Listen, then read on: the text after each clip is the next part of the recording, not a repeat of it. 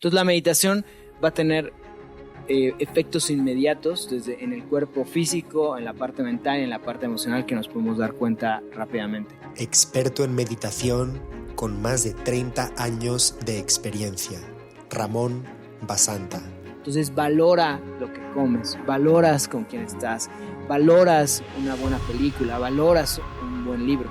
Para ir directo al grano, ¿qué no es la meditación?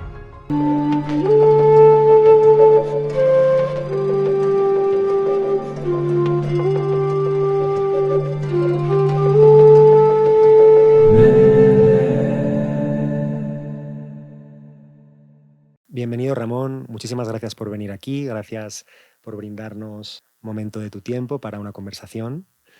El día de hoy queríamos hablar acerca de la meditación. Me gustaría empezar preguntándote un poco acerca de tu background, dónde te formaste y cuál ha sido un poco tu camino hasta hoy. Yo por profesión soy ingeniero químico. Siempre he estado alternando entre estos dos mundos de la parte social en la cual todos nacimos y crecimos y toda la parte un poco alterna en la que cada quien ya empieza a buscar como su camino, ¿no? A pesar de que algunas personas creen que tienes que escoger uno u otro lugar, la realidad es que los dos coexisten. Y yo soy, creo, un muy buen ejemplo. Yo soy ingeniero químico de la UNAM, tengo una especialidad en ingeniería financiera de Canadá, tengo un MBA de, de, del ITAM, entonces tengo un background muy normal o muy característico de lo que la sociedad siempre nos ha pedido de nosotros, ¿no? Que es este camino el cual siempre se mantiene o nos lo dan desde muy chicos y es el que mantenemos todo el tiempo, ¿no? De manera paralela, yo ya desde mis inicios, yo ya veía que tenía otros intereses o estaba curioso por otros temas. Entonces ya desde chico ya escribía poemas, cuentos cortos, siempre tuve mucha pasión por la filosofía, por tratar de definir qué era esto a lo que nosotros la llamamos realidad, ¿no? Y creo que ese es como el inicio como de ese camino, ¿no? Siempre desde niño, como que siempre tenía curiosidad o me cuestionaba o me gustaba explorar, no sé cuál de las tres, porque fue hace ya mucho tiempo, pero siempre la realidad como que me costó mucho trabajo entenderla o siempre quise buscar qué era lo que realmente se referían con realidad, quién era yo y cuál era mi lugar en el mundo, ¿no? Toda esa curiosidad fue la que me llevó a empezar en el camino de la meditación, que fue parte del camino que descubrí, parte por todo lo que en algunos momentos tenemos estas búsquedas tan frenéticas. Entonces, en todas estas búsquedas frenéticas, la lectura y muchos de los libros, muchas de las biografías de los maestros me llevaron justamente a la parte de la meditación, la cual empecé en mis 20s en uno de los centros de meditación en la Ciudad de México de Osho. Bueno, Osho fue una figura muy especial en el mundo, ¿no? Por todo lo que creó. Y de ahí en adelante empezó este camino en el que seguía la parte o el camino normal o el que me había dictado esta parte de la sociedad y todo este camino de búsqueda todo el tiempo, te repito, de saber cuál era mi lugar en este mundo y cuál era mi rol en esta realidad, ¿no? ¿Y cuál es tu rol en esta realidad? Todavía no lo encuentro. No, creo que es el rol o lo que a donde yo he llegado nunca va a terminar. Sigue siendo un camino que te va a guiar hasta el momento fundamental en la existencia de todos, que es el día de tu muerte. Entonces todos estamos preparándonos para un lugar, para un misterio, para una transición, como cada quien le quiera llamar. Esa transición es algo que no conocemos, no la vamos a poder conocer, no se puede probar, sin embargo está atrás de nosotros, todo el tiempo hablándonos, ¿no? El día de tu muerte se acerca y se acerca cada vez más rápido. Todo lo que hacemos, toda la curiosidad, toda la exploración, todo lo que buscamos, siento yo que es una necesidad existencial de nuestra psique de saber por qué estamos aquí y qué es lo que va a pasar el día de nuestra muerte, ¿no? Y uno de los puntos muy importantes que siempre para mí fue muy curioso fue que tampoco te acuerdas de nacer. Entonces, simplemente surges como una entidad de conciencia lleno de preguntas. ¿Cuál es el fin del camino y cuál es tu rol? Nunca lo vas a saber, creo yo. Simplemente te vas a ir acercando, acercando, y ese acercamiento, la brújula o el indicativo que te estás acercando a algo un poco más profundo es la paz con la que vives. Si la paz crece día con día, es que tu brújula te está llevando por el camino adecuado. Si esa paz no crece, entonces creo que no estás cerca de encontrar tu rol. Ok. Y una pregunta, el mundo de la ingeniería, el mundo, digamos, un poquito más terrenal, un poquito más matemático, un poquito más físico, ¿de qué manera ha complementado o te ha servido para entender la meditación con una óptica un poco más científica, por así decirlo? Pues a mí lo que me sucedió, o uno de los grandes hallazgos para mí, fue que yo vivía dentro de estos dos roles, ¿no? Como te comentaba. Cuando yo llego a empezar a estudiar lo que es la parte de física y sobre todo lo que es la parte de la mecánica cuántica, de lo que es todos los hallazgos que vienen desde el inicio de 1900 con Niels Bohr, con Einstein, con Planck, toda esta rama de científicos que descubren los fenómenos cuánticos, y por fenómenos cuánticos me refiero a los fenómenos que pasan en dimensiones súper microscópicas, ¿no? Que son muy diferentes a lo que nosotros estamos acostumbrados. Todos esos hallazgos son hallazgos muy significativos porque todos hablan o todos están decorados por una pregunta muy fuerte que es la conciencia del ser humano. Parece ser que, y resumiéndolo de manera muy sencilla, la parte o los fenómenos cuánticos parecen tener una relación directa con la conciencia y cómo los vemos. Es decir, la parte cuántica sigue siendo parte del constructo cognoscitivo en el que estamos envueltos. Entonces, cuando yo empiezo a observar esto, y todo esto que yo observo tiene muchas analogías con textos y con la literatura védica, que es algo que yo ya había estudiado desde muy chico, que siempre me ha llamado la atención.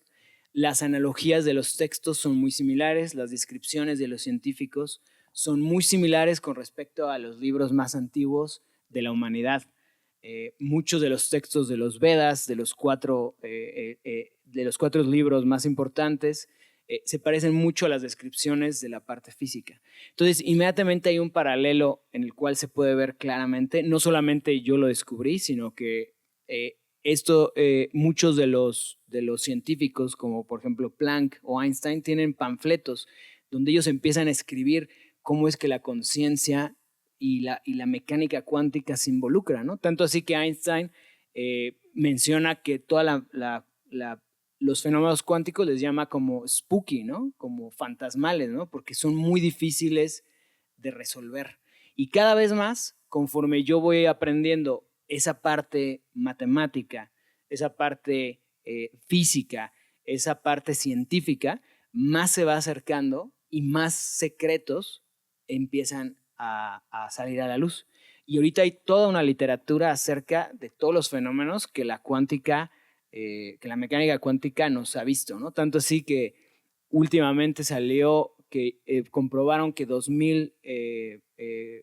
un conjunto de 2000 átomos lo pudieron observar en dos lugares al mismo tiempo, ¿no? Que es una de las características de la mecánica cuántica. Entonces, la ciencia, o por lo menos en estos momentos, a este grado de avance científico que llevamos, parece ser que tiene un claro, se entrecruzan estos dos mundos, y al entrecruzarse se genera pues todavía un universo más vasto, más interesante, porque hay muchas cosas de nuestra psique, en el caso de la meditación, de los procesos contemplativos, que van muy de la mano o, o se parecen mucho a las explicaciones de la parte científica, ¿no? Entonces es un mundo que todo el mundo puede observar, y si leen un poco, inmediatamente van a ver todas las teorías que hay alrededor, ¿no? Y todos los panfletos de los grandes científicos. Estoy hablando de los científicos de mayor alto calibre en nuestra sociedad, que fueron los que descubrieron toda esta parte de la física, esta parte de la, aunque a muchas personas se les surge como un poco raro, los teléfonos, los celulares, los satélites, todo funciona con física cuántica. Todas son las leyes de las partículas. Entonces, creo que esa parte de ingeniería con la parte de meditativa me hizo todavía más seguir el camino y como explorar mucho más a profundidad, porque se unían dos mundos, ¿no? Venimos de un mundo muy científico y de repente un mundo tan alterno que no estamos acostumbrados empiezan como a juntar. Y eso crea más preguntas, más caminos, más introspección, que tu esfuerzo sea más fuerte, y creo que ahí se van nutriendo uno a uno. Sabemos que, bueno, últimamente la meditación es algo que ha estado bastante en auge. Hay muchas aplicaciones en el teléfono, como Headspace, como Calm, y cada vez hay más un contenido vinculado hacia la salud mental, ¿no? Después de la pandemia, muchas personas también han sufrido un encierro y han estado como bastante tiempo, pues, con una incertidumbre a la que no están acostumbrados, y yo creo que esa incertidumbre genera como mucha ansiedad. Y para ir directo al grano, ¿qué no es la meditación? Pues mira, la meditación, básicamente la manera en la que se puede describir qué sí es meditación y qué no es meditación, es que la meditación no involucra tu mente. Tú en la meditación lo que tú quieres hacer es calmar tu mente y calmarla a tal nivel que la mente ya no intervenga. Es decir, hay muchas técnicas de contemplación que involucran el entrenamiento de la mente. Y cuando tú entrenas tu mente, entonces tu mente te va a oír y se va a poder calmar más fácil. Ahora, todas esas técnicas de contemplación no son meditación. Entonces aquí la primera categoría o lo primero que hay que ver muy bien es, depende del app, depende de la técnica, qué es con qué realmente estamos manejando. Entonces, el mejor ejemplo son las visualizaciones. Las visualizaciones te llevan por diferentes universos, crean historias, tú creas imaginación, ves cosas, pero todo eso tienes que entender que es de tu mente. O sea, no viene de otro lado más que de tu mente. Y es exactamente igual a si tú estás dándote un regaderazo y sufriendo por todos tus problemas mentales, creando historias acerca de cómo te peleas con tu familia, tu pareja, tus amigos. Exactamente lo mismo. La mente es el que lo da. Nada más que una historia es más bonita y la otra historia te crea más problemas. Entonces inmediatamente reconoces que la mente está involucrada. Otra de las técnicas que han tenido mucho auge ahorita es la respiración.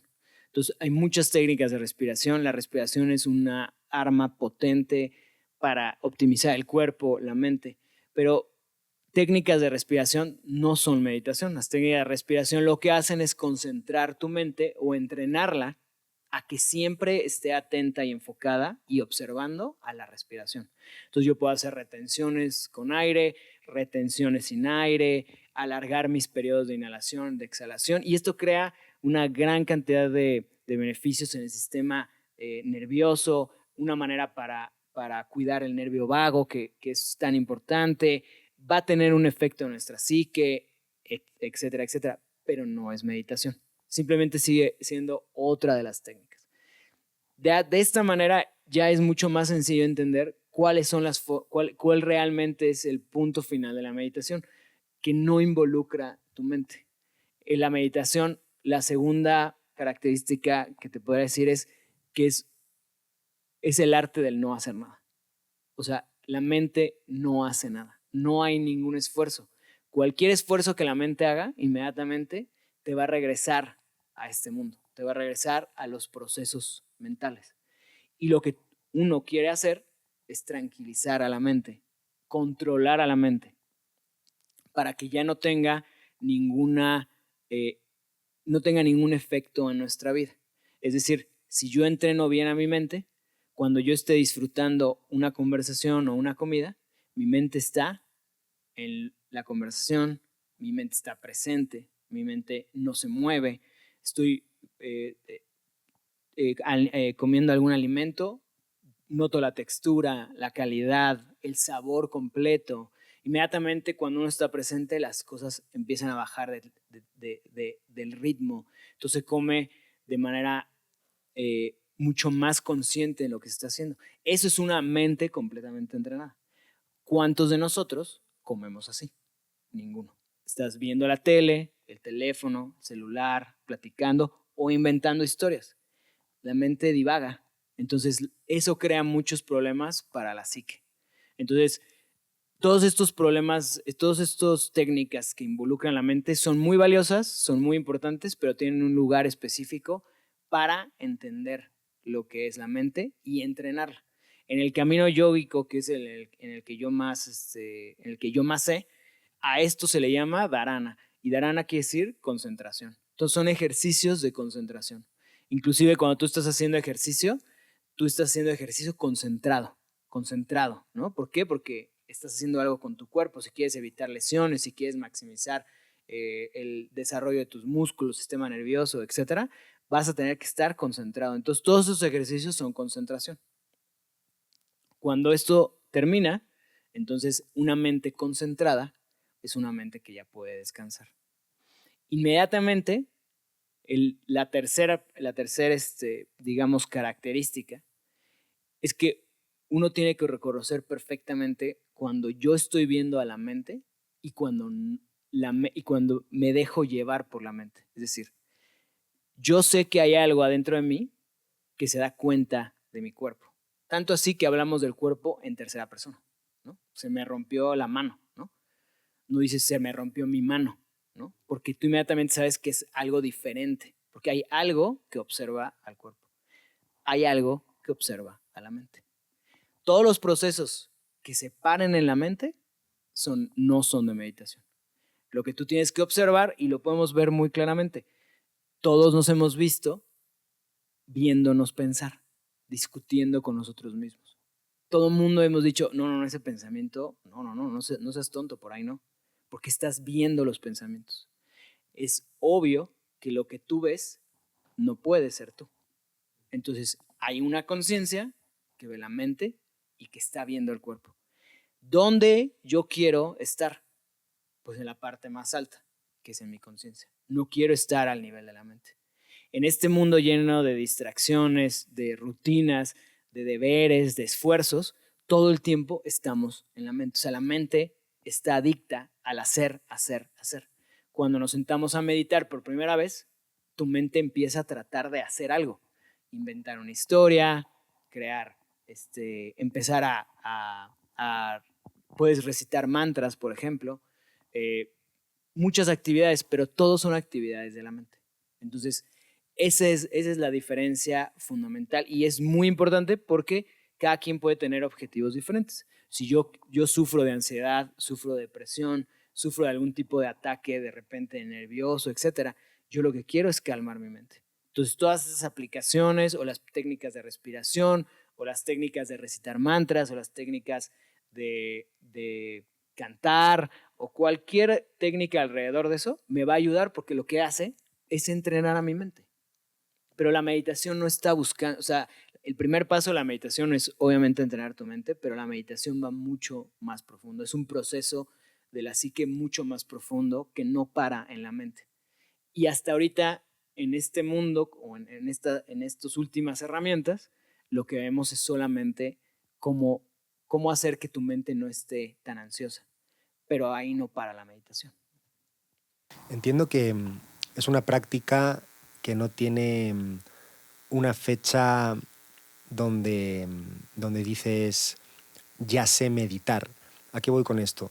Buda, por ejemplo, pues en los textos que escribió y lo que comunicó, él nunca dejó de meditar, ¿no? Y es algo que también habíamos comentado. Por una parte tenemos la meditación como un camino hacia la liberación, o lo que llaman en la religión budista el nirvana, y luego por otra está la meditación también como una práctica que te puede ayudar a manejar estados de ansiedad, estados de estrés, como un recurso que igual no tienes que irte hasta ese extremo, ¿no? Como para entender un poco que el camino de la meditación puede tener diferentes avenidas, como dices, entender cuál es el objetivo de la persona y qué quiere conseguir, pero ¿cuándo realmente sabes que has entrado en un estado de meditación? La meditación, digamos que el quid del problema de la meditación es que es un proceso contemplativo extremadamente subjetivo, porque solamente ocurre dentro de tus dos orejas. No hay nada afuera, no se puede probar, no se puede leer, no se puede colorear. Es simplemente algo que sucede adentro de nosotros. La meditación tiene un camino que es muy claro y va a pasar por etapas, lo cual está descrito desde los budistas, los rishis en la antigua India. Hay técnicas de meditación desde del taoísmo, etcétera, etcétera, que marcan todas estas etapas de la mente. Uno siempre va a empezar a meditar y lo que va a hacer es empezar a entrenar a la mente, la concentración de la mente. Eso trae ciertos beneficios, tanto físicos como mentales, que están escritos y hay muchos estudios y textos antiguos acerca de esto. Entonces, el camino de un proceso tan subjetivo, conforme nosotros aplicamos o empezamos a estudiar la parte de otras personas o de otros maestros que ya lo hicieron, empezamos a ver similitudes.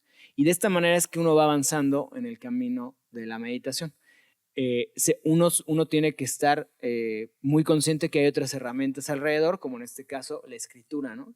Yo cuando empecé a meditar hace 25 años, meditábamos y escribíamos, o sea, teníamos diarios de meditación, donde se va uno escribiendo lo que va sucediendo, cómo se va experimentando, y inmediatamente se puede empezar a ver, hacer correlaciones con los textos más antiguos y con lo que a uno le sucede. Conforme este camino va avanzando, la mente se entrena más y más y más y va a empezar a haber momentos muy especiales que lo que van a tener como en común es que va a empezar a suceder sentimientos muy específicos como de paz. Empiezan a haber procesos en los cuales se pueden observar patrones en la conducta de uno. Hay momentos en los que se pueden empezar a ver una diferenciación entre los pensamientos comunes del día a día y pensamientos más profundos. ¿Qué quiere decir todo esto?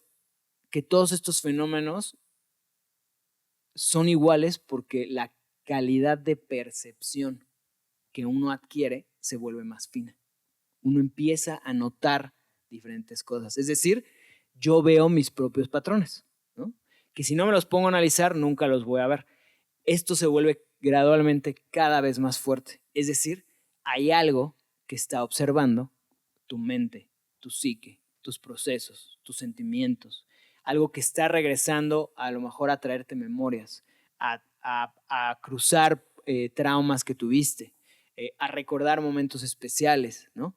¿Por qué? Porque hay un órgano que es mucho más fuerte que empieza a trascender la psique normal del día a día que todos traemos.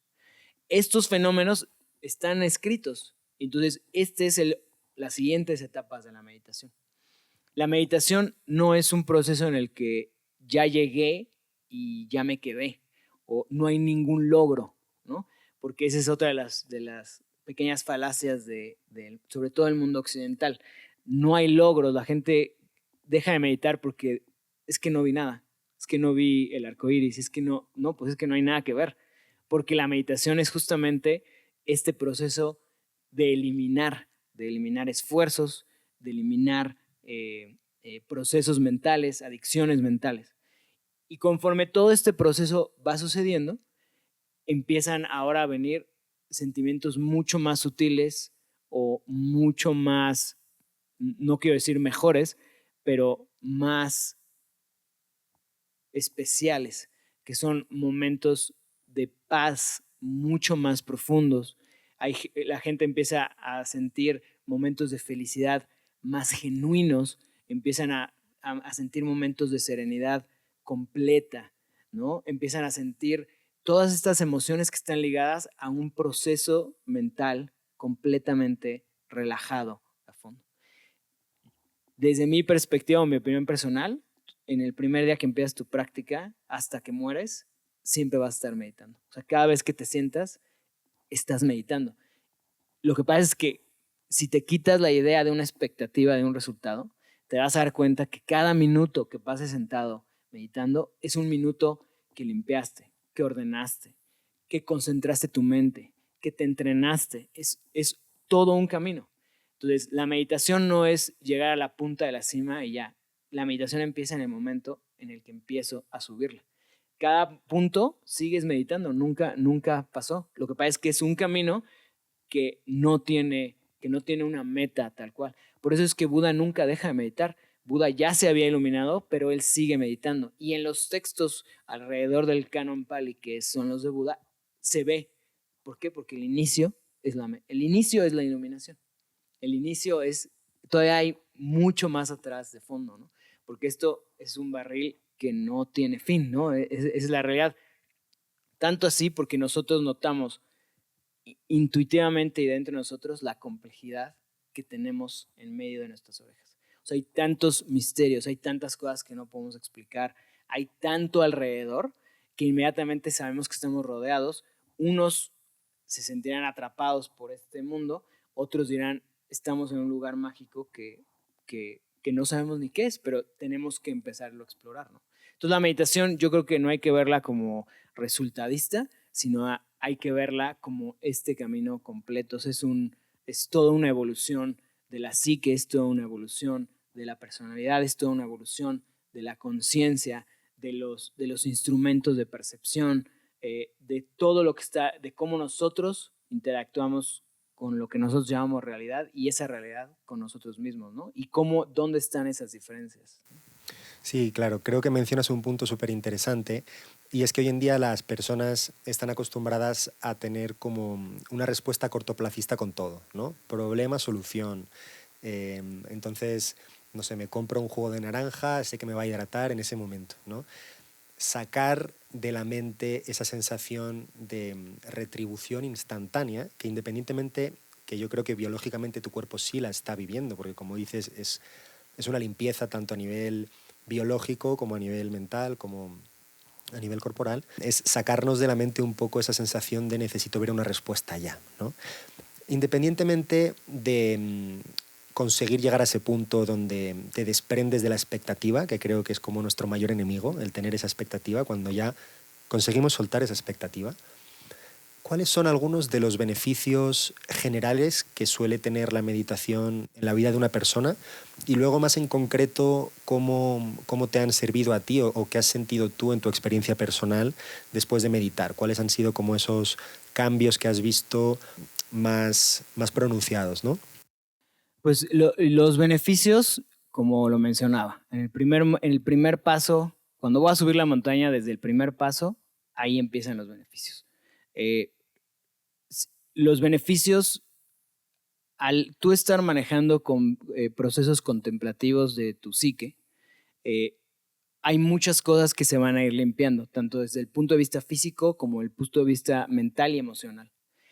Tanto la mente como las emociones como el cuerpo gastan mucha energía, ¿no? Y eso es muy claro cuando tenemos un problema y estamos todo el día dándole vueltas, termina uno exhausto, ¿no? Aunque haya estado nada más sentado, porque crea mucha energía, es demasiado desgastante. Entonces la meditación va a tener efectos inmediatos desde en el cuerpo físico, en la parte mental y en la parte emocional que nos podemos dar cuenta rápidamente. De los primeros que vas a empezar a sentir es la optimización de las funciones básicas del cuerpo humano. Es decir, vas a empezar a sentir que duermes mejor, duermes más profundo, puedes llegar a tener más sueños, vas a empezar a ver tus reflejos mejorados, vas a empezar a ver tu digestión mejorada, empiezan a ver todo esto como si el cuerpo supiera que se está optimizando solamente porque le pongo un poco de atención. Estoy yo presente conmigo, el cuerpo reconoce esa presencia y empieza a optimizar todos estos procesos que traemos. Vas a empezar a sentir con el tiempo una mejora en el sistema inmunológico y todo esto que digo no son opiniones propias. Hay estudios tras estudios tras estudios de los últimos 30, 40 años que ha venido este tema cada vez más tanto de moda como para el mundo normal como para los científicos. Hay estudios inclusive acerca de la longevidad, en la cuales analizan a diferentes grupos de gente avanzada en la meditación, e inmediatamente se van dando cuenta cómo las cromosomas, al final de las cromosomas, tienen una parte que son los telómeros, que van dictando qué tanta longevidad tiene la reproducción del celular. Y se ha visto que con la meditación estos no empiezan a desgastarse tan rápido. Y eso indica la vigencia o la longevidad que tienen las mismas células. Entonces, desde ejemplos a tal grado del DNA, como toda la optimización del cuerpo. Entonces, la meditación es algo que es un proceso tan poderoso que tú vas a poder irlo observando en principio en el cuerpo físico. Luego tú lo vas a empezar a ver. Una mejora en diferentes procesos hormonales. Mucha gente mejora en sus procesos, por ejemplo, mujeres en la parte de los ciclos hormonales. Entonces tiene una gran cantidad que ya es asombrosa la cantidad de estudios que existen acerca de la meditación. Gente que medita y entonces mejora sus actividades tanto deportivas, o sea, las actividades físicas en sus deportes, músicos que mejoran en sus habilidades para tocar los instrumentos. Inmediatamente vas a sentir una ráfaga de mayor creatividad, de mayor innovación. Vas a sentir una mayor concentración, que es algo fundamental que se ha perdido mucho en esta ciudad. Empiezas a saber concentrarte. Y ahorita la gente no puede estar una hora concentrada haciendo su trabajo o estudiando, etcétera, ¿no? Entonces, todos estos fenómenos inmediatamente se pueden percibir. No se necesita meditar en una caverna durante años para recibirlos. Los vas a empezar a recibir inmediatamente. Hay muchos estudios que respaldan todos estos datos. Entonces ya no son opiniones de unos cuantos maestros o los que alguna vez estuvimos en algún monasterio, en un ashram, ¿no? Ya no son procesos esotéricos, son procesos reales. Entonces, toda la parte física es inmediata, ¿no? Al mes, 2 meses, ¿no? Hay N cantidad de gente que se ha curado, que nunca ha creído en la meditación, que no tiene ningún tipo de parte espiritual, y sin embargo toma la meditación y empiezan a ver beneficios en enfermedades súper avanzadas como cáncer, etcétera, ¿no? Hay estudio tras caso tras caso. Entonces la meditación impacta inmediatamente en el cuerpo físico. La segunda parte es en el cuerpo, y en la parte de las emociones. Todas las emociones empiezan a regular.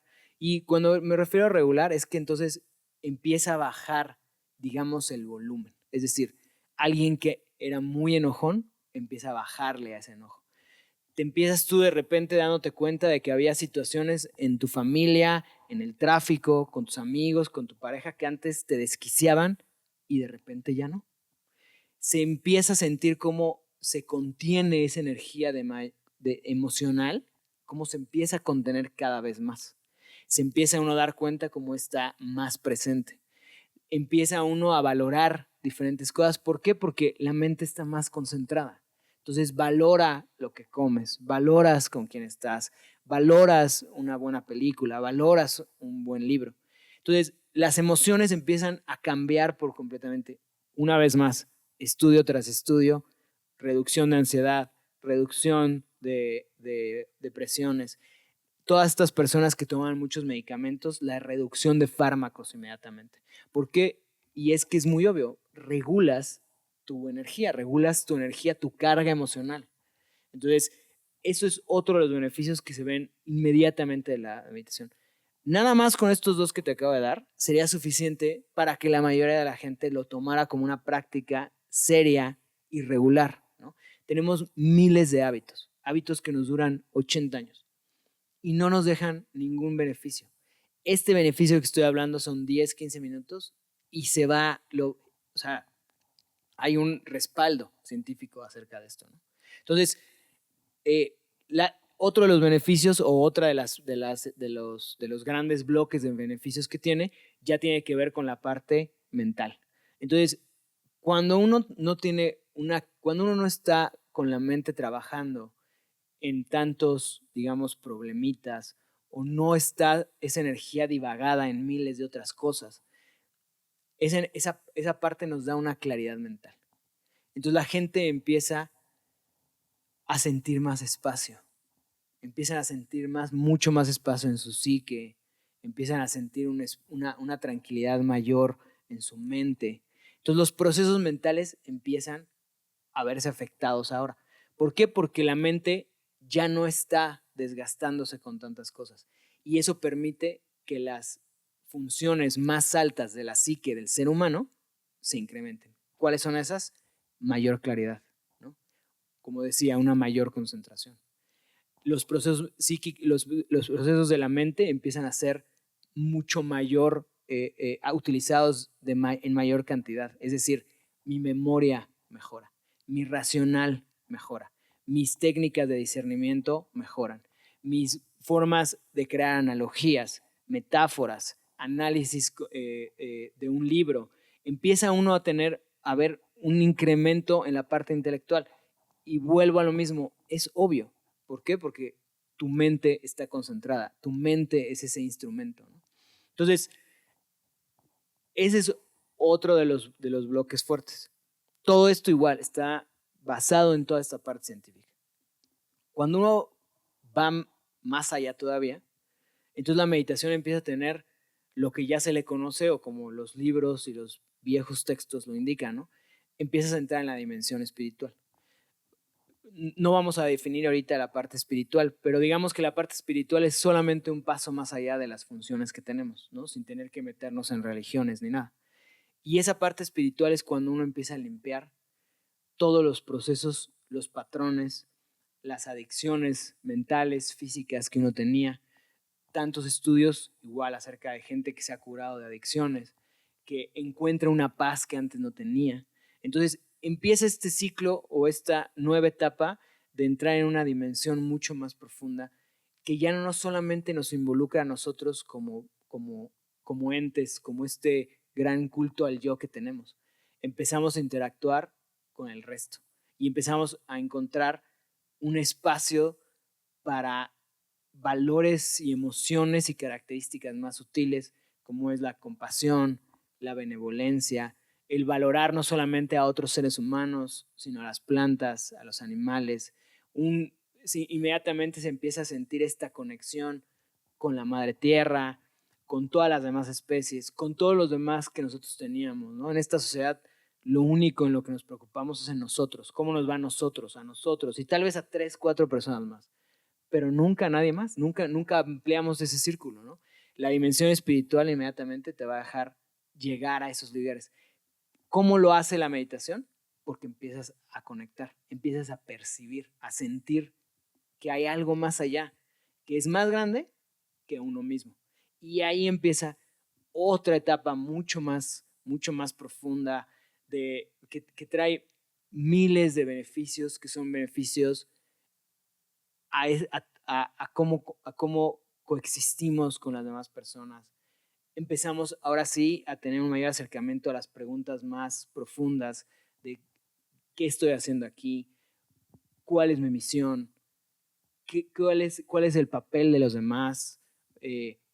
Muchas preguntas mucho más profundas que nos van a dar, sobre todo, y yo lo podría resumir así, te van a dar una dimensión que no estás tú solo, que hay algo más allá que tú, ¿no? Entonces, todo esto que te acabo de mencionar son beneficios que van a lo largo de toda la etapa de meditación. Toda la etapa de meditación. Mi único punto o mi única advertencia en este momento es que es algo que tienes que experimentar. No se puede leer. No importa cuántos libros haya, no importa cuántas escrituras haya, no importa cuántos textos. Esos textos están ahí solamente para validar tu camino, pero lo tienes que hacer, si no, no hay manera de traspasar a esas etapas, ¿no? No hay manera de ganar esos beneficios, ¿no? La parte intelectual no es suficiente en este caso, ¿no? Y mencionabas antes acerca de los malos hábitos que acumulamos pues casi que desde que nos educan en el colegio y empezamos a recibir información en las noticias y empezamos a entrar como en un sistema bastante estructurado. y empezamos a generar estos malos hábitos, ¿no? Últimamente con el teléfono celular nos lo llevamos a la cama antes de dormir, es lo primero que vemos cuando nos levantamos. Nos convertimos en personas que estamos reaccionando, ¿no?, a los estímulos que nos llegan constantemente y siento que la meditación, de alguna forma, en mi caso por lo menos, me ha ayudado a tomar un poco más las riendas de mi vida y sobre todo a encontrar como esa claridad y ese foco, ¿no?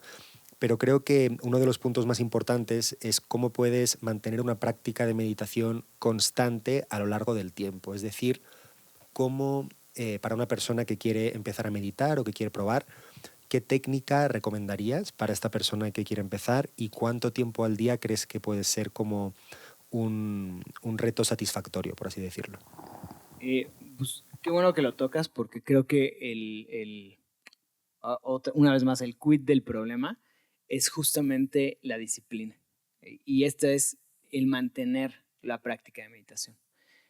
Sabemos todos y creo que somos muy conscientes que la disciplina en el deporte, la disciplina en el estudio, la disciplina en todas estas otras facetas nos lleva a resultados positivos.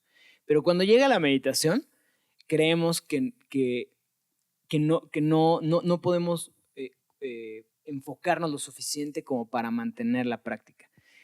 No hay nada más importante que la disciplina constante.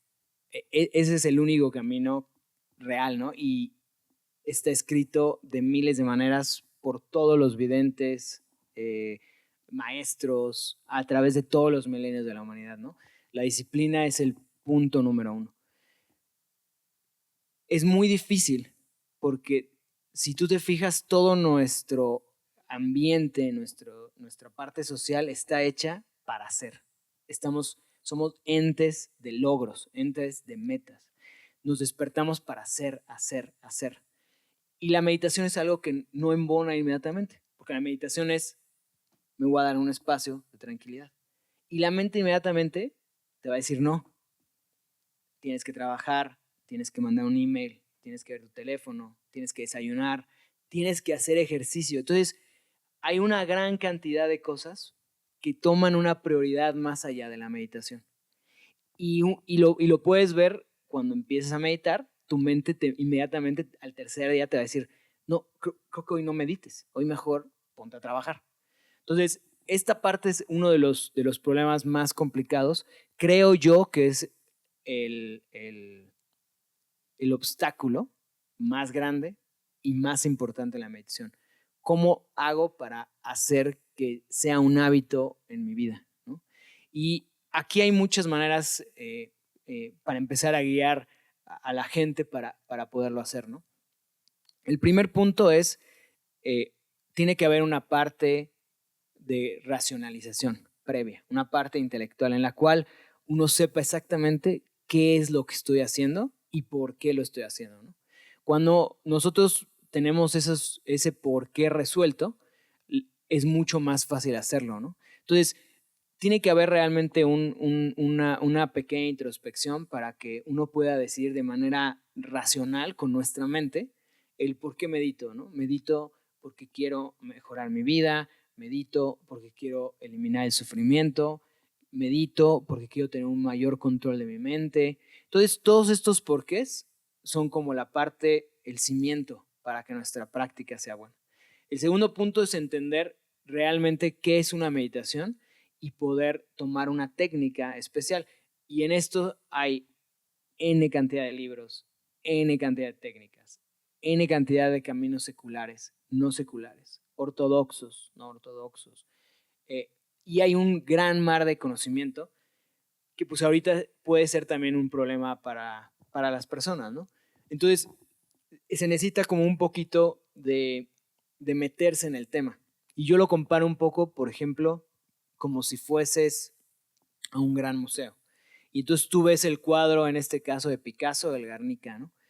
Con que tú leas un par de hojas del Guernica, lo vas a entender mejor. Vas a saber a quién se le dedicó, vas a saber de la etapa de Franco, de lo que sucedió al pueblo vasco, etc. Entonces, con un par de hojas vas a tener un contexto completo y vas a poder apreciar mejor.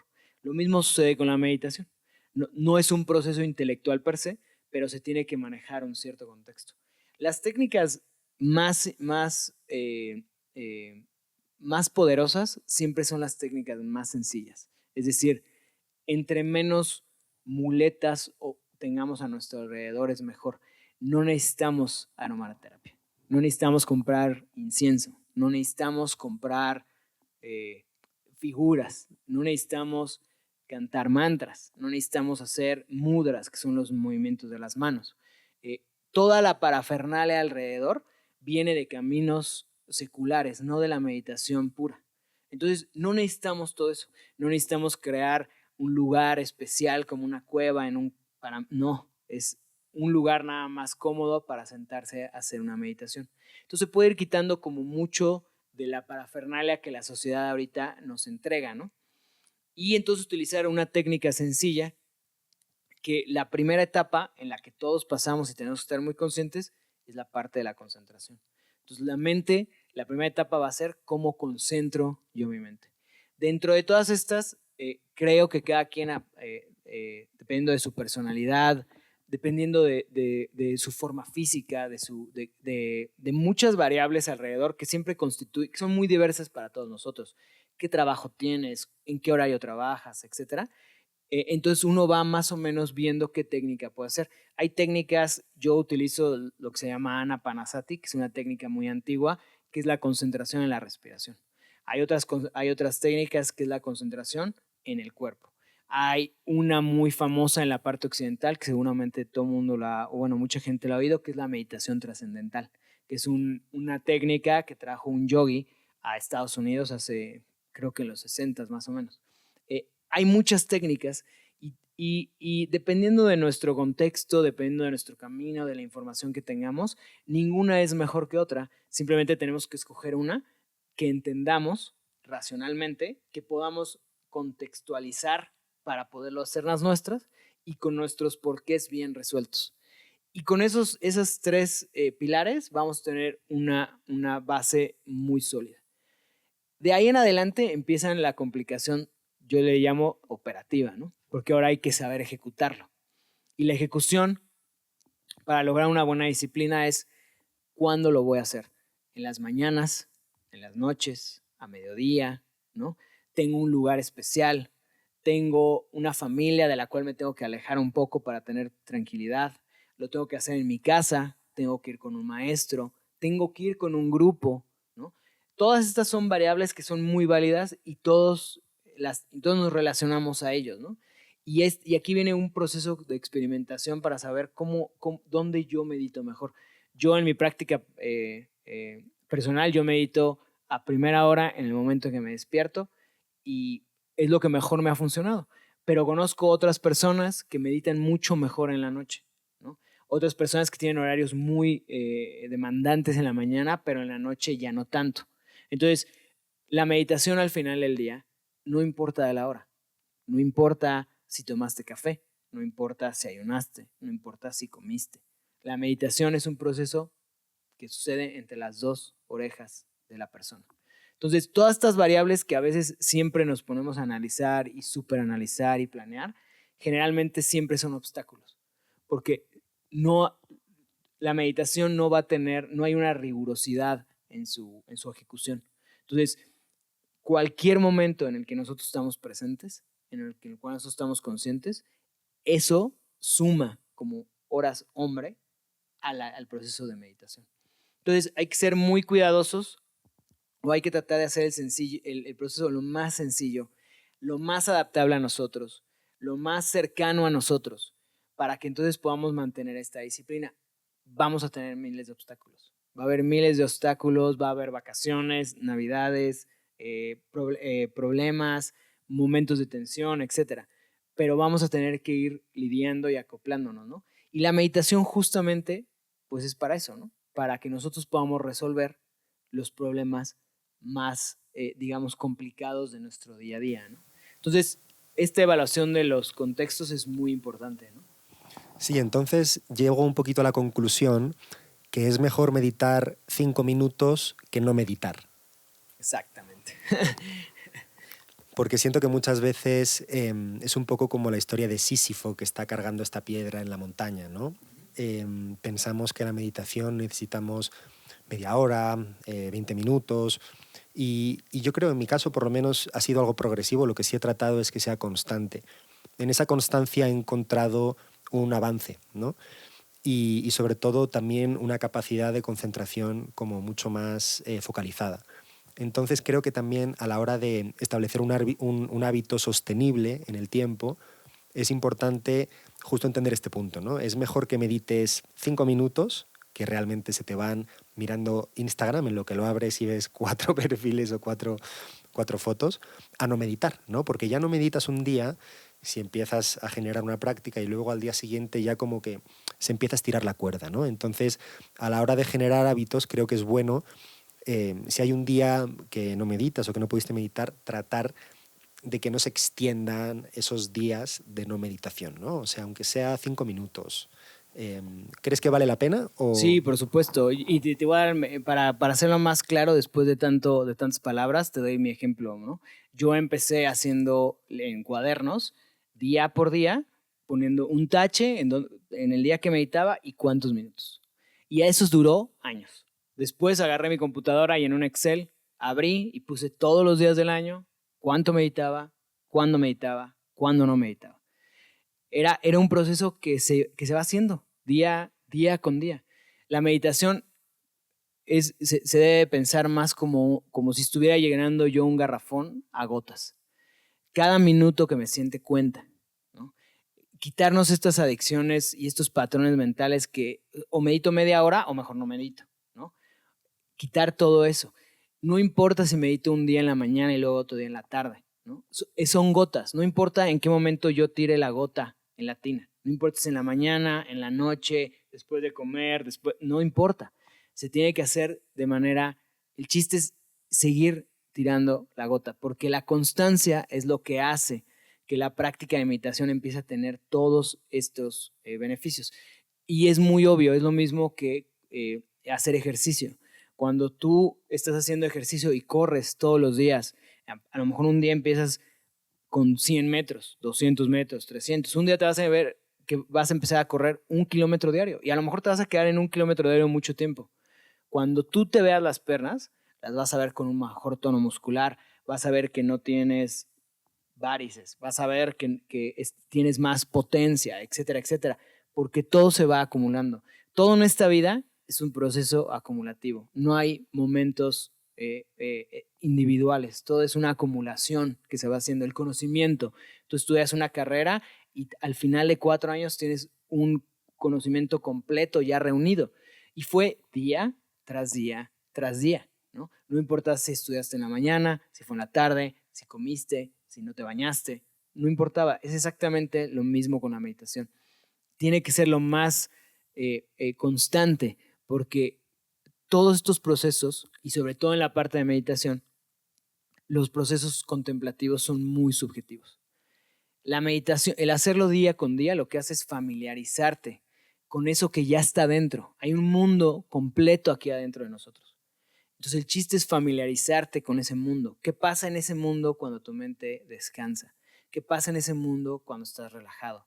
¿Qué pasa en ese mundo cuando eres un torbellino de problemas? ¿Qué es lo que está sucediendo? Entonces, esta práctica constante nos hace familiarizarnos y eso es lo que nos lleva a las conclusiones racionales que vamos a tener, es lo que nos lleva a los beneficios corporales, emocionales y físicos que vamos a tener. Pero la constancia es el mayor baluarte. La disciplina en esta sociedad está cada vez más perdida. Y por disciplina, tratar de evitar esta adicción mental de que la disciplina es igual a sacrificio. No, o sea, lo que me refiero es que la disciplina es tu única camino de libertad. Y entonces la gente siempre me pregunta, ¿y de quién te estás liberando? De ti, de tu mente, de tus enfermedades, de tus patrones. Porque tu mente ya no te gobierna. De eso es de lo que te quieres liberar. No te quieres liberar de nada del mundo externo. La liberación es, te quieres liberar del condicionamiento social con el cual naciste, de los hábitos que naciste, de los reflejos de los traumas con los que naciste, de todas las malas interpretaciones que has llevado durante toda tu vida, de los malos patrones en el consumo, de adicciones, etcétera, etcétera, etcétera. Entonces la libertad, ¿de quién se libera uno? De uno mismo. Ese es como el punto focal. Qué bueno. Y quería también tocar un poco la escritura. Sé que lo has mencionado un par de veces. Dentro del método MLE, la escritura también es como parte de estas 4 columnas, ¿no? Meditación, escritura, lectura y ejercicio.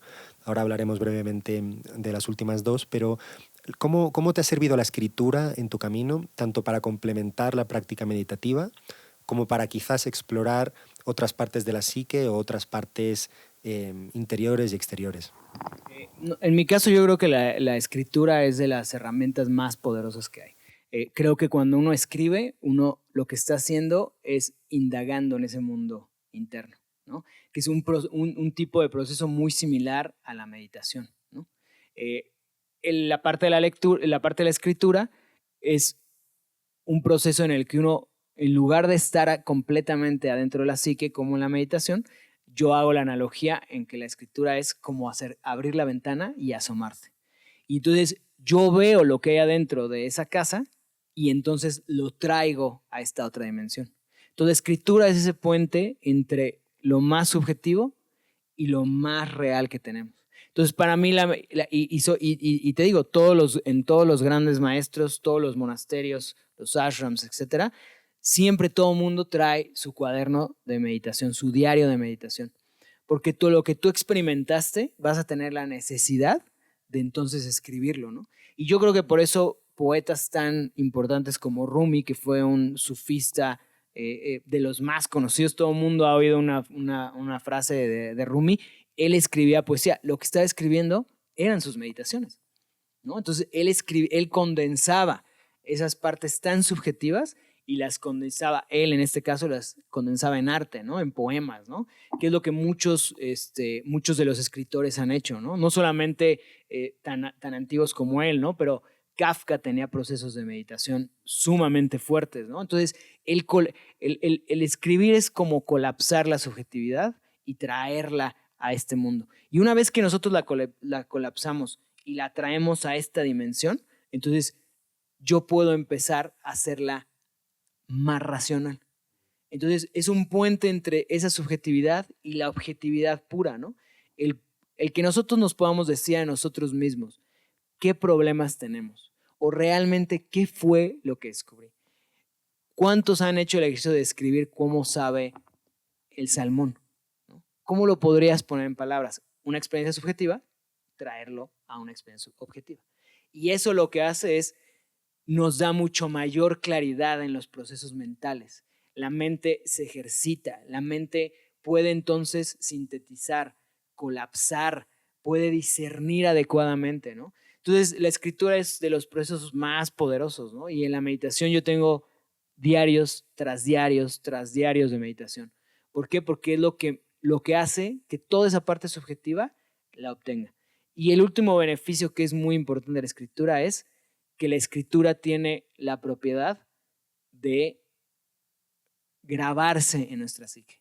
Es decir, que lo que yo escribo lo recuerdo. Si yo en una meditación me di cuenta que tenía una cierta problema que tenía que sanar, el escribirlo hace que yo lo recuerde y lo cimenta en mi conciencia. Entonces hago real esas partes subjetivas, no se quedan por ahí divagando en mi psique. Y esto hace que recuerde lo que necesita ser recordado, que recuerde lo que necesita ser, lo que es importante, ¿no? Entonces sintetizo, veo lo importante, puedo observarlo. Y eso me da, una vez más, le da a la mente muchísimo espacio para mejorar y avanzar. Sí, definitivamente para mí la escritura también sirve como para anclar los pensamientos y tener como un orden, ¿no? Un orden mental y una dirección. Yo también escribí acerca de las meditaciones durante un tiempo bastante recurrente, como un diario enfocado exclusivamente a la meditación. Y es muy interesante revisitarlo, ¿no? Porque algo que a mí me ha proporcionado la escritura es como esa capacidad de viajar en el tiempo, ¿no? O sea, un día que tú igual no te sientes tan bien y lo escribes, es tu voz que está hablando, y cuando lees sientes que es tu voz, ¿no? Y otro día que igual sí te sientes bien y estás de buen humor, lo lees y estás de buen humor. Entonces, el día que estás de mal humor puedes leerte de buen humor y volver a conectar contigo, porque es tu mano, tu escritura, la que ha abierto ese puente y la que ha abierto ese canal, ¿no? Entonces, en lo personal también la escritura me ha servido para conectar la meditación y profundizar más sobre la práctica meditativa, ¿no? Y pasando a la tercera letra, la lectura, que bueno, digamos que hemos tocado la lectura ya en varias ocasiones, hemos hablado de varios textos. ¿Qué recomendaciones harías de libros para personas que quieren aprender un poquito más acerca de la meditación? Eh, yo lo que creo es que hay muchos libros. En esta época, uno de los, creo que ya se convirtió ahora en un problema porque estamos inundados de información. Entonces estamos inundados de información. Una información es muy, muy verídica, muy fehaciente, pero otra información está, digamos, manchada por diferentes intereses o está un poco modificada, etcétera, etcétera. Y esto lo podemos ver en muchos ejemplos, ¿no? Entonces, cuando uno se acerca a los productos de meditación para leerlos, mi recomendación es siempre tratar de leer la fuente primero. Es decir, a lo mejor son textos un poco más complicados o no tan digeribles, pero el chiste es llegar siempre como a la parte más cercana de la fuente principal, ¿no? Eh, una vez que se adopta esta información, entonces cualquier libro que podamos leer después, ya lo que vamos a utilizar es nuestro criterio, porque yo ya leí a Buda, yo ya leí lo que él escribió. Entonces, todo lo demás yo ya lo voy a poder discernir si es real, si no es real, si me sirve o no me sirve. Buda mismo lo decía, ¿no? Toma lo que te es útil y lo que no te es útil, suéltalo. No importa de dónde venga la información, nada más lo que sea útil y no. Pero para yo juzgarlo, necesito ir en mi opinión, a la fuente, a lo más cercano a la fuente para que yo entonces la pueda empezar a tener este criterio, ¿no? Entonces, en la meditación hay muchas técnicas, hay muchos linajes, y yo creo que dependiendo de lo uno siempre tiene como caminos diferentes. Entonces uno ya sabe más o menos siempre lo que le ha dado un poco más de curiosidad. Hay gente que le gusta mucho la parte hindú, otros que le gustan más la parte tibetana, el taoísmo, etcétera, ¿no? Entonces, dependiendo de cómo tengamos estas curiosidades, mi recomendación es tratar de ir al libro más cercano, ¿no? En el caso, el mejor ejemplo es el de Buda, ¿no? O sea, ir a los textos principales, que son textos muy sencillos, son textos muy chiquitos, ¿no? No son grandes volúmenes de conocimiento, sino que son textos muy pequeños que fueron escritos lo más cercano a la fuente principal, ¿no? En este caso, Buda, ¿no? Que al final del día Buda pues fue un científico de la mente, ¿no? Esa es su relevancia en este mundo, ¿no? Entonces, creo que acercarse a esos textos, conocerlos, leerlos, no quiere decir que nos volvamos estudiosos de ellos, pero que los conozcamos, los leamos, y a partir de ahí entonces podemos acceder a diferentes libros que a lo mejor están escritos por maestros más cercanos a nosotros, ¿no? Uno de los mejores ejemplos es Eckhart Tolle, ¿no? Que tiene libros muy, muy, muy interesantes, que son muy, muy valiosos, que se asemejan mucho a lo que se hablaba en los textos más antiguos, ¿no? Entonces, esa cronología creo que es la mejor para no tener, sobre todo, confusiones y sobre todo que el tiempo que dediquemos a la lectura realmente podamos absorber la mayor cantidad de conocimiento y no dejarnos guiar por uno que otro libro famoso de autoayuda que no nos va a traer el beneficio real. Entonces, si voy a leer una hora, que sea una hora bien leída, ¿no? Lo más cercano a esa raíz, conocer mucho más el contexto y ya después entonces poder discernir, ¿no? ¿Y qué tan accesible es esa fuente de información? ¿Dónde puede uno encontrar los escritos de Buda? Ya casi todos están en línea, ya casi todos son gratis, de hecho ya es puro, los puedes encontrar en Google en PDF, el Canon Pali, el Dhammapada, esos ya están en todos lados. Hay mucha literatura escrita, hay mucha literatura de los hindús, los yogis, taoísmo, libros ya los más viejos ya están online, ¿no? Entonces ya no ni siquiera se necesita ir a comprarlos, ¿no? Nada más se necesita ir a buscarlos y tener esa parte, esa pequeña curiosidad de leerlos.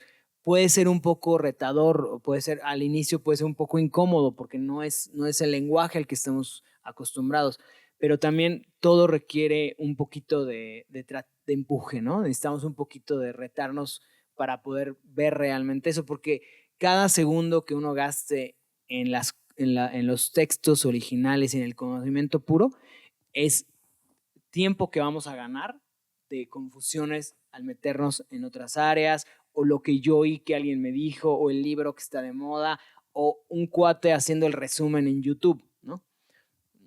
Ahí se vuelve más complicado, y sobre todo en este tema, que es un tema que tiene muchas ramificaciones para el ser humano. Los beneficios son gigantescos. La meditación es un arma tan poderosa que quien esté interesado en el camino va a cosechar cada segundo de su intención y de su tiempo que le dedico, ¿no? Buenísimo. Y por último, para tocar el ejercicio, también, bueno, el camino del yoga ha sido parte de tu vida. Ahora eres parte de una familia que tienen un estudio, una familia de socios que tienen un estudio que se llama Atma, aquí en Ciudad de México, en la Roma.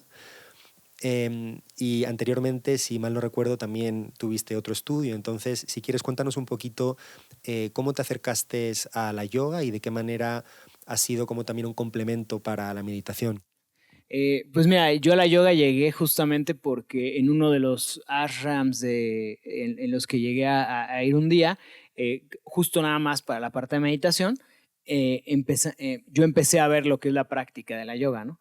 Y la práctica de la yoga es una ciencia completa, donde la parte física, en este caso la parte del ejercicio, que son los asanas o las clases de yoga comunes que conocemos, ese es solamente un fundamento alrededor de toda esta ciencia, ¿no?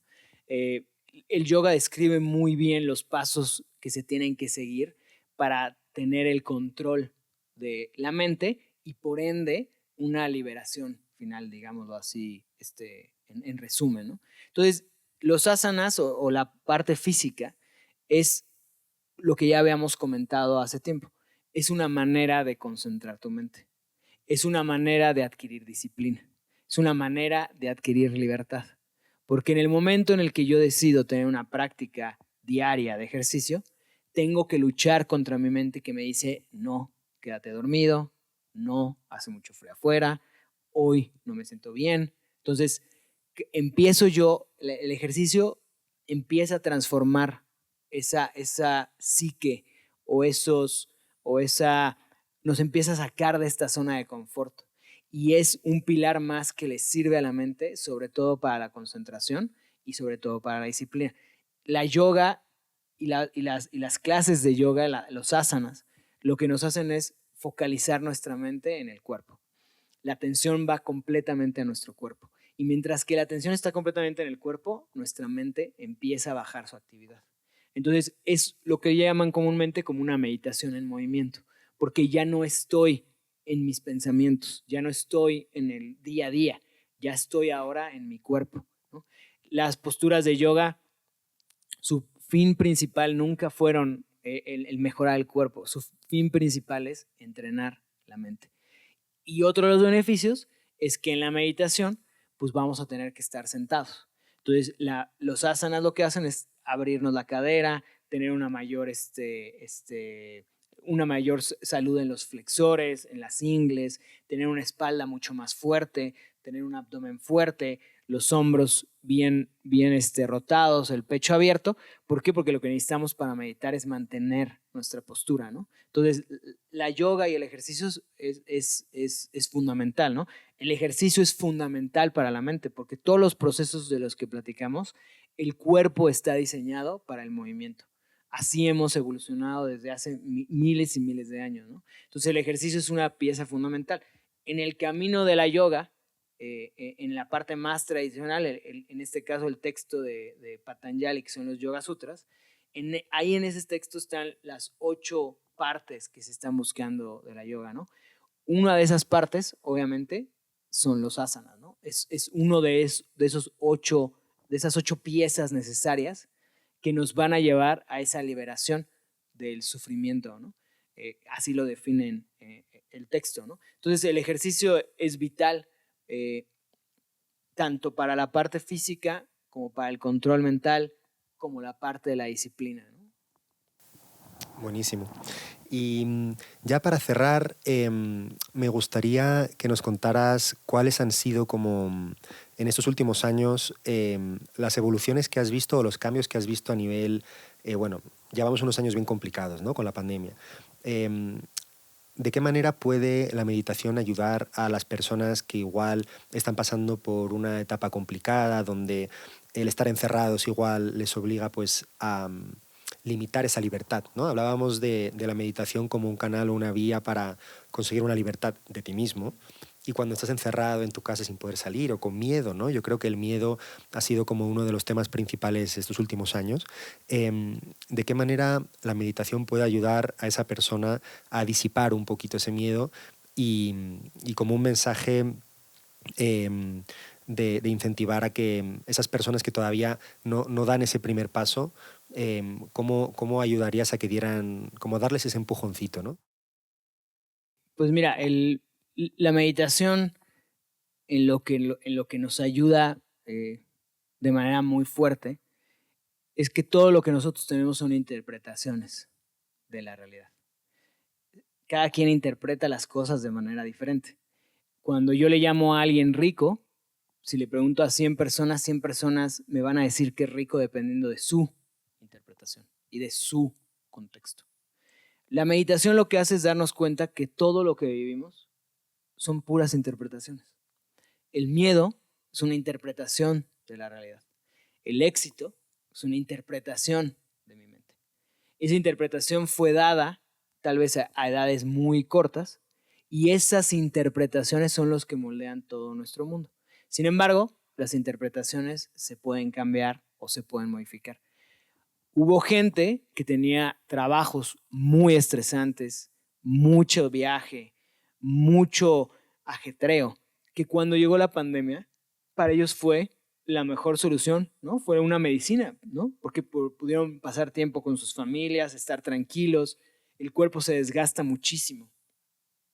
Para alguien que no tenía ese contexto, la pandemia fue una desgracia, el confinamiento se volvió en algo desgastante, fue algo que los enfermó. ¿Cuál fue la diferencia de esas personas?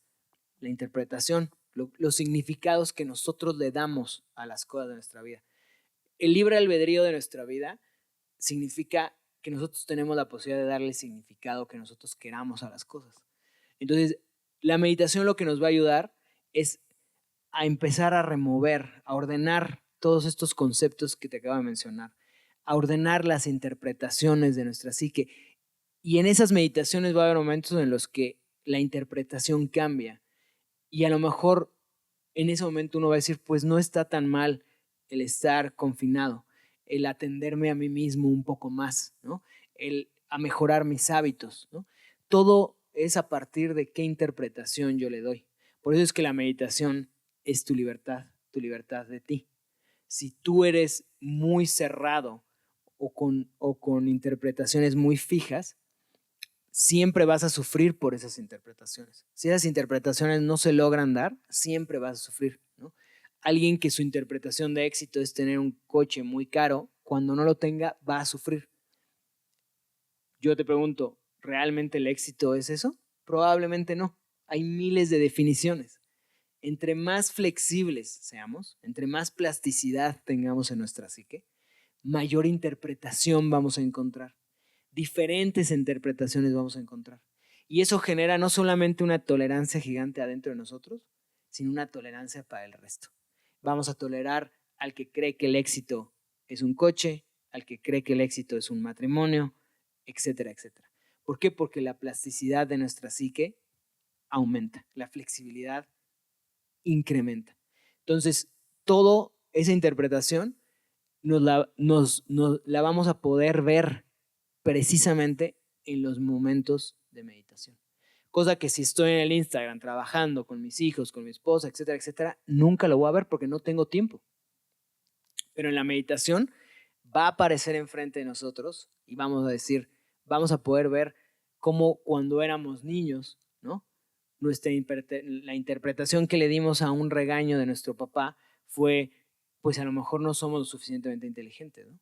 Cuando otra interpretación pudo haber sido, es que mi papá llegó de un mal humor porque trabajó mucho, porque tiene muchos problemas y sobrereaccionó. Si nosotros hubiéramos podido decidir entre esas dos interpretaciones cuando éramos chicos, hubiéramos quitado ese problema de nuestra psique. Pero en ese momento no pudimos, ¿no? O porque estábamos muy chicos o nadie nos ayudó, etc. Cuando crecemos y nos damos cuenta de que esa fue la interpretación que yo di, pero hay 8 interpretaciones más, eso inmediatamente crea libertad de nosotros. Y ese es el mayor hallazgo de la meditación. Por eso Buda fue tan importante, porque se sentó, tomó el tiempo, ¿no? Para ver qué era lo que había ahí atrás, ¿no?